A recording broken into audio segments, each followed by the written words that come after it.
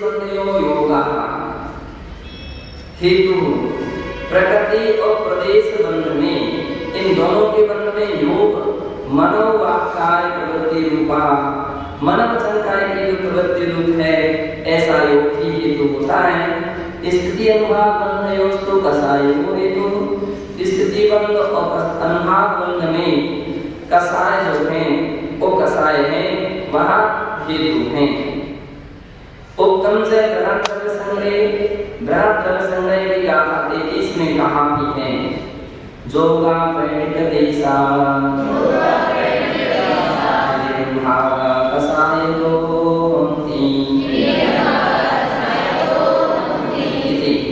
अर्थात योग से प्रकृति बंध और प्रदेश बंध होता है और कषाय से स्थिति बंध और अनुभाव बंध होता है।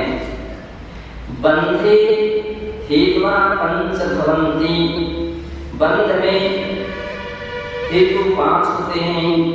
मिथ्या दर्शन अवृत्ति प्रमाण कषायाः विवाहादि, मिथ्या दर्शन अवृत्ति प्रमाण कषाय और योग, ये 5 हेतु बंध में 5 बंध के हेतु हैं। गुणस्थानेषु बंध हेतु न विस्तृति प्रागपि वर्णिता, गुणस्थानों में बंध के हेतुभूत जो स्थिति है उसको पहले ही कह चुके हैं। प्रथमे पंचे हेतु, पहले गुणस्थान में कितने हेतु हैं? 5। कौन कौन? मिथ्या, अविरति, प्रमाण, कषाय, योग। पहले गुणस्थान में 500 प्रत्यय बंध के माने गए हैं। द्वितीया तृतीया चतुर्थ गुणस्थानेषु मिथ्यात्वं विहाय चत्वारो हेतवः, दूसरे गुणस्थान में मिथ्या नहीं है, मिथ्या तो पहले गुणस्थान तक ही संभव होता है, दूसरे से संभव नहीं है। इसलिए तज्जन्य आश्रय बंध वहां पर दूसरे तीसरे चौथे गुणस्थान में उसका बंध नहीं, इसलिए केवल 4 का ही बंध होता है। और पंचम गुणस्थाने चत्वार एक हेतुः, पंचम गुणस्थान में 4 ही हेतु हैं। तत्रयं विशेषो, वहाँ इतनी विशेषता है, या तत्र सर्वथा अविरति नास्ति, वह यह कि वहाँ अविरति सर्वथा तो नहीं है, सर्वथा अविरति बना नहीं, एक ऐसे वृत्तित्वं स्वीक्रियते, क्योंकि उसको एक देश वृत्ति इस प्रकार से स्वीकार किया गया है। षष्ठी गुणस्थाने प्रमादादि हेतुत्रयम्, छठे गुणस्थान में प्रमादादि 3 प्रकार के हेतु माने गए हैं। सप्तम गुणस्थानादारभ्य दशम गुणस्थानं यावत् कषाय योगे इति द्वयम् एव हेतुः। सप्तम गुणस्थान से लेकर के 10वें गुणस्थान तक कषाय और योग केवल 2 ही बंध के हेतु हैं। एकादश, द्वादश, त्रयोदश गुणस्थानेषु योग एव बंध हेतु। 11वें, 12वें और 13वें गुणस्थान में केवल योग ही बंध का कारण है। चतुर्दश गुणस्थाने तो योगस्यापि अभावात् सर्वबंध हेतूनां अभावः। 14वें गुणस्थान में योग का भी अभाव होने से सभी प्रकार के बंधों के हेतुओं का अभाव है। बंधो व्याख्या का बंध का व्याख्यान हुआ। संप्रति उदय सत्वयोः निरूपणं विधीयते, अब यहाँ उदय और सत्व का निरूपण किया जाता है। कर्मणो विपाक एक तस्योदयः, कर्मों का जो विपाक है उसको ही उदय कहते हैं। यदा फलदानाभिमुखं कर्म भवति तदा तस्योदयो बोध्यः, जिस समय फलदान के अभिमुख कर्म होता है तभी तस्योदयो बोध्यः, उसको उदय ऐसा जानना चाहिए कि उस समय उस कर्म का उदय हुआ। कर्म बंधानंतरम फलदानात् प्राप्तस्य स्थिति सत्वं, कर्म बंध के अनंतर फलदान प्राप्त, फल प्रदान करने के पूर्व तस्य स्थिति, जो उस कर्म की स्थिति रहती है उसका नाम क्या है? सत्व है। तो कर्म बंद हो गया और उदय आया नहीं, फल दिया नहीं, इसके बीच की जो स्थिति है उसका नाम क्या है? सत्व। उपसम से कसाय प्राकृति पहले अध्याय के प्रथम सूत्र में 13-14 में प्रकरण में कहा है, ते जीव विधि समय पहुड़ी जावा फलदान हेठिम समो तीन ताव संतर वैसम परिवर्तन्ति। अर्थात वहाँ कहा है कि तम चेव विधि समय पहुड़ी, जो प्रथम क्षण में कर्म का आश्रय हुआ था, वही द्वितीय क्षण में होने वाली बंध की स्थिति से लेकर विधि समय पहुड़ी जावा, वहां से लेकर के जब तक फलदान हेठिम समो, फलदान का हेठिम समो, अर्थात उसका जो पहला समय आता है, ताव संत वैसम परिवर्तन्ति, तब तक उसे सत्व इस प्रकार से कहा जाता है कि बंध तो हो गया, द्वितीय समय से प्रथम समय में आश्रय हुआ, द्वितीय समय से बंध शुरू हो गया, और वह जब तक उदय में नहीं आया तो उसके पूर्व समय तक जो है अवस्था, उसका नाम है सत्व। कर्म कर्मणि, कर्म अथवा कर्मों से, कर्मत्वम एकमेव प्रकृति विशेष भेदेन अष्टविधम कर्म, कर्म मूलतः एक ही है। कर्म नाम से कर्म देखें सामान्य रूप से देखें तो एक ही है, और प्रकृति विशेष भेदेन अष्टविधम, अगर हम उसके लिए अलग अलग रूप में देखते हैं, ज्ञानावधि, दर्शनावधि आदि प्रकृति के रूप में, तो 8 प्रकार का है। तस्मात् आत्मा व्यतिरेका पृथक वर्तते, उस कर्म से भी आत्मा व्यतिरिक्त अर्थात पृथक रहती है। व्यवहार दृष्टि जीवस्य कर्म न कर्म से स्वीक्रियते परमात्मो नैव, जीव की कर्म और नो कर्म का स्वभाव व्यवहार दृष्टि से ही है। निश्चय से अगर हम देखते हैं तो निश्चय से न कोई कर्म का आश्रय है, न कोई कर्म का बंध है, आश्रय भी नहीं, बंध भी नहीं, उदय भी नहीं, सत्य भी नहीं। निश्चय से आत्मा कर्म से अलग है।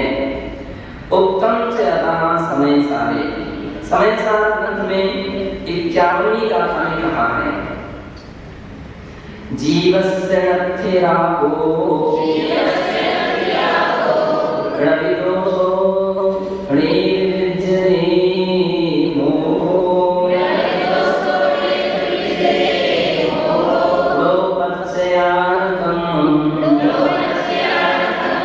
लोकं चाविसे रथि।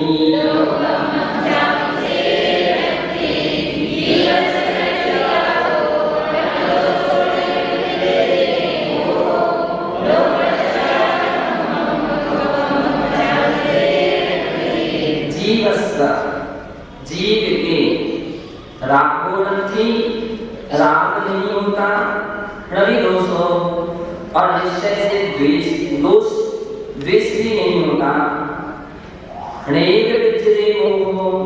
और मोह भी नहीं होता है।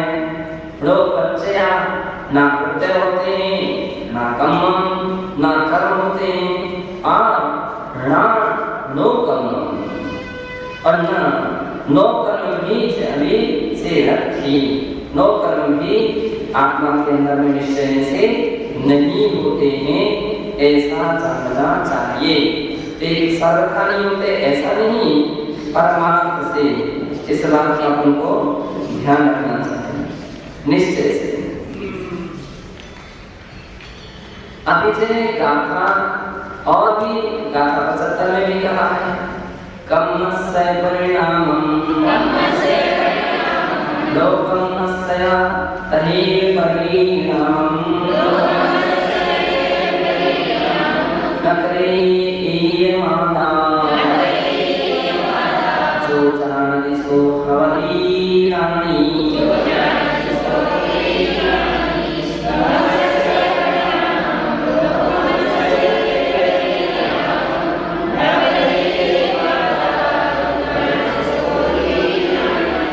कहते हैं कि कर्मस्य परिणामं लोकस्य तदेव परिणामम्। कर्म के परिणामों को और नो कर्म के परिणामों को आना जो आत्मा ध्यान नहीं करता है, एयम इस प्रकार से जो जानी सो ज्ञानी, केवल सब कर्म भावों को जो जानता है वही ज्ञानी कहलाता है। ज्ञानी वही है जो ये जानता है कि आत्मा कर्म के परिणामों को तथा नो कर्म के परिणामों को नहीं करता, किंतु मात्र ज्ञाता रहता है। तथा और भी गाथा 84 में कहा है, व्यवहार सद्वादा उपकल्पम करेदिनियम तंचे पुरोवेय उपकल्पम अणेविहम।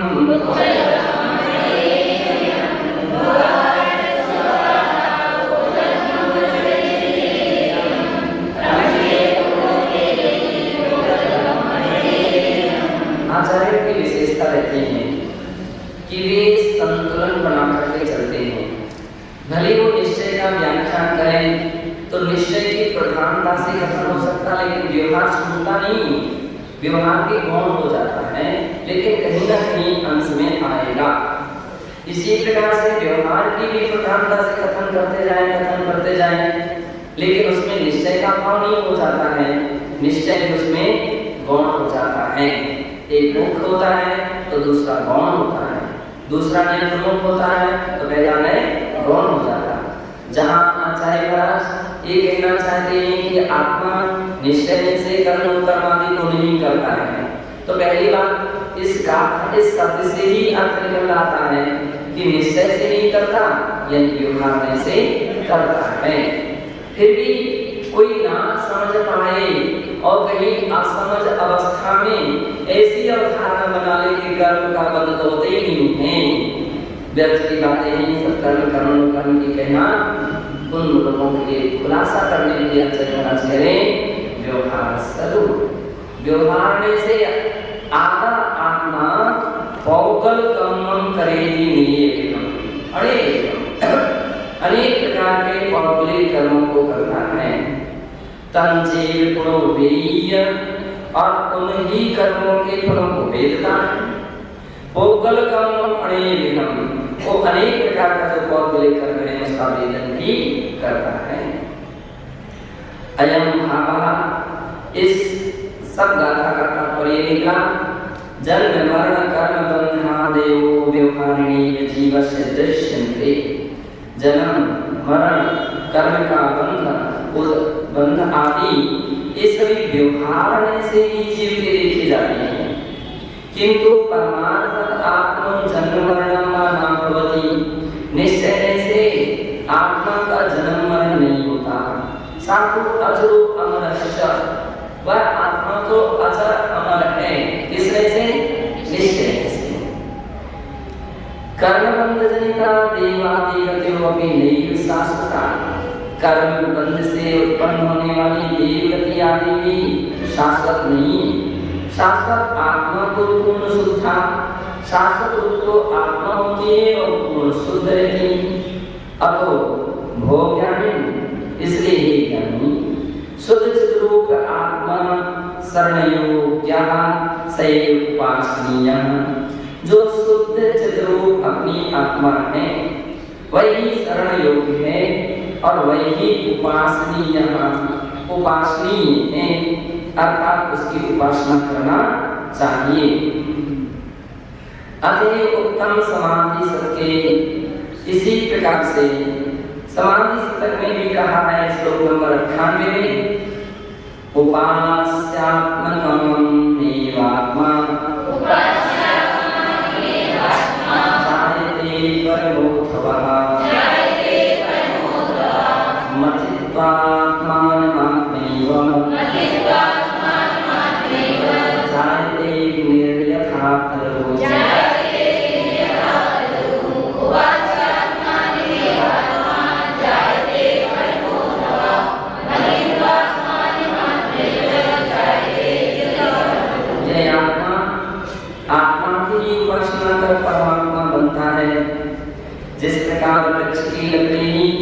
परस्पर रगड़ी जाने पर अग्नि रूप हो जाती है, उसी प्रकार से आत्मा का ही मंथन कर आत्मा जो है मथित्वा आत्मनम आत्मैव, आत्मा के द्वारा आत्मा का मंथन करने से जायते अग्नि यथा तरु, जैसे वह तरु अग्नि रूप हो जाता है उसी प्रकार आत्मा परमात्मा रूप हो जाती है। तो आप अंतर ये लकड़ी को तो लकड़ी से रगड़ना पड़ता है, तब उसमें से अग्नि उत्पन्न होती है। आत्मा को भी आत्मा से नहीं रगड़ना पड़ता। ऐसा ध्यान रखना।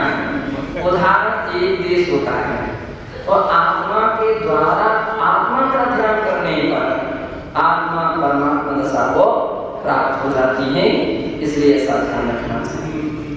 अब चले लोग और भी श्लोक 31 में कहा या परात्मा स एवाहम् यो हम